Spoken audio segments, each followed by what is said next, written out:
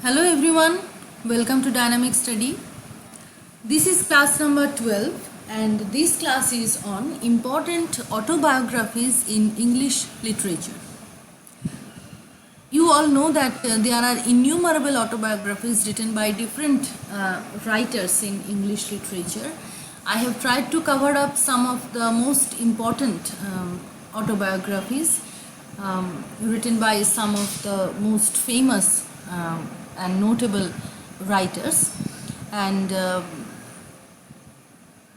in net exam there is no in-depth question from autobiographies, but yes, you can expect questions like matching, column A, column B matching, and you should know the name of some important autobiographies written by some eminent writers, not only from exam point of view but also as a student of literature.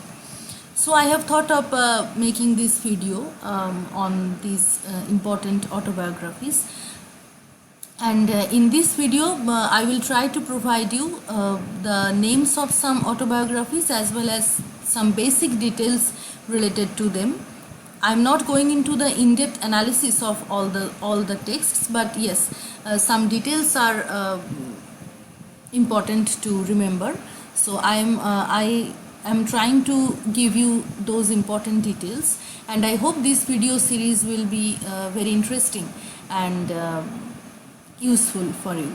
Okay, so this is the first part of the video. Let's start today's class.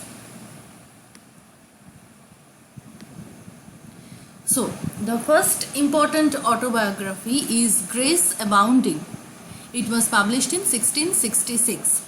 You all know this is a famous autobiography written by John Bunyan, and it is a kind of spiritual autobiography. The title Grace Abounding alludes to Bible, and there is a complete title of the autobiography, Grace Abounding to the Chief of Sinners. This is the complete title, and it also has a long subtitle. Now, what is the subtitle? The subtitle is A Brief Relation of the Exceeding Mercy of God in Christ to His Poor Servant John Bunyan. So this is the complete title and subtitle of the text, Grace Abounding. And John Bunyan wrote this autobiography when he was imprisoned in Bedford jail for his non-conformist religious activities for 12 years. So he was imprisoned for 12 years in Bedford jail, and during his imprisonment he wrote this autobiography. So these are the few details about Grace Abounding. The next important autobiography is Speak Memory, published in 1966. This is an autobiography written by Vladimir Nabokov. You all know Nabokov is the most famous Russian writer who is famous for his notorious and debatable novel Lolita, right? So this Vladimir Nabokov has written this autobiographical work, Speak Memory. It is dedicated to his wife Vera, and this is actually a collection of some individual essays. So it is actually a collection of essays which was published in the form of a single book, Speak Memory, in 1966, and it covers his life from 1903 until his emigration to America in 1940. So this span of life of Nabokov is described here, and the first chapter of this autobiography is Perfect Past. Very interesting title, Perfect Past. So this is the title of the first chapter of Speak Memory, and another important thing is that the Time magazine included this book among the 100 all-time best non-fiction books in 2011. So it has received a very good reviews from the readers and also the reviewers. Okay. So this is our second autobiography, Speak Memory.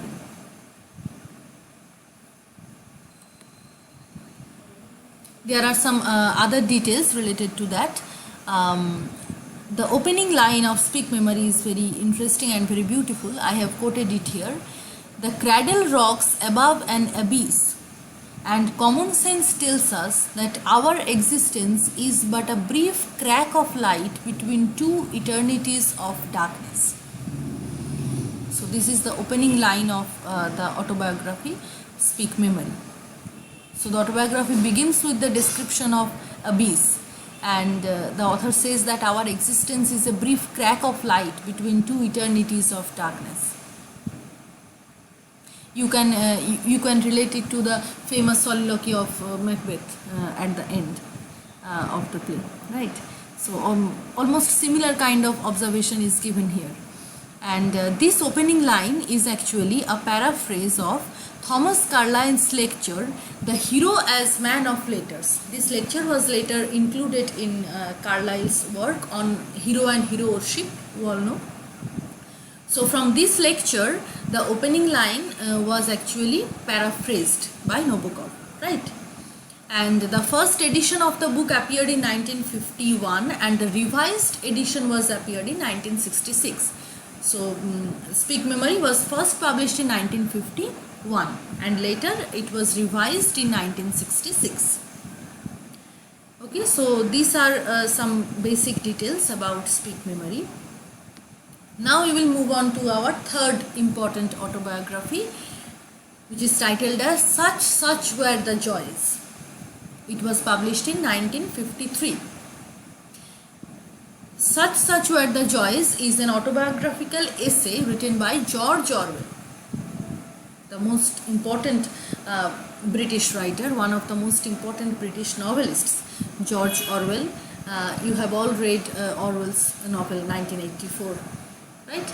So he wrote this autobiographical essay, Such Were the Joys, and it describes his life from 1911 to 1916. This work was published posthumously in Partition Review. Partition Review is the name of the magazine. So in Partition Review, Such Were the Joys was published posthumously. And another important thing is that the title is taken from William Blake's poem, The Echoing Green. Now, what is the subject matter? It mainly deals with George Orwell's life and education at boarding school, but it also throws reflections on class conflict, child psychology, and Edwardian middle class mentality. So it is at the same time an autobiography as well as a social document, we can say, right? So it has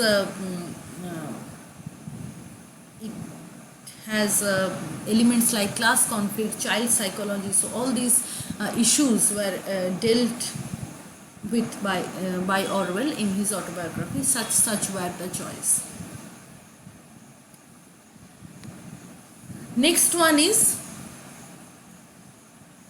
World Within World. This was published in 1951 and it was written by Stephen Spender. Okay, it deals with his life from 1928 to 1939.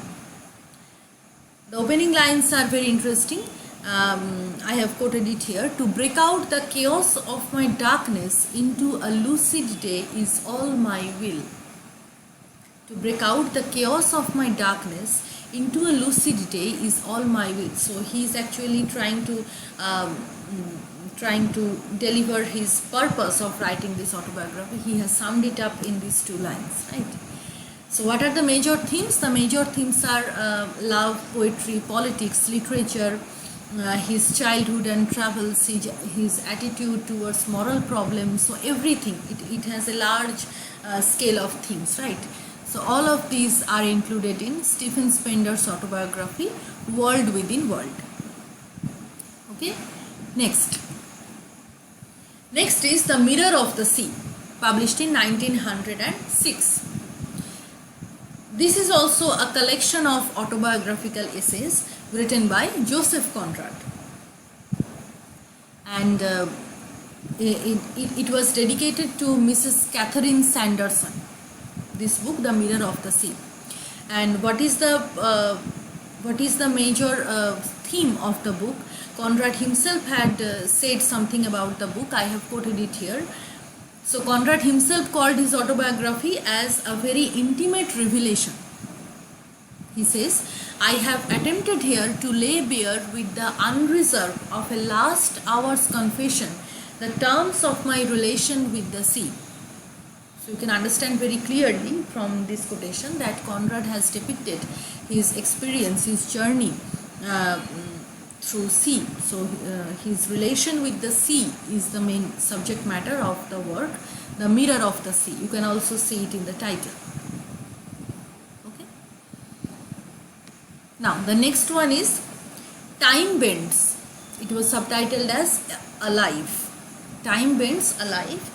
It was published in 1987, and this is the autobiography of the famous American dramatist Arthur Miller. Arthur Miller, I hope you have all read some of the plays of Arthur Miller, like All My Sons, Death of a Salesman. So, and he is very famous for the concept of American dream. Almost in all his plays, we find this element of American dream. Right, so this Arthur Miller has written this autobiography, Time Bends, and it deals with his boyhood in Brooklyn and his experiences as a dramatist.